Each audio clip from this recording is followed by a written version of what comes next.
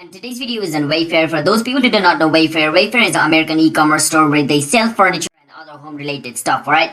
So basically, that's the short description. They even sell more stuff. So if you guys want to know more about it, you can visit their official website to know more about it. But this video is on how you guys can log in into it. So follow the step which I'm going to be showing you. First step is you want to go to your search engine and search for WayFair login. After you search for it, you want to click on where it says sign in wayfair.com. If you click on it, it's going to take you to the official website of WayFair. And once you're over here, you want to enter the email address of your account. After you enter the email address of your account, you want to click on continue. Once you click on continue, it's going to take you to the page where you guys can enter your password. And once you're over here, you want to enter the password of your account.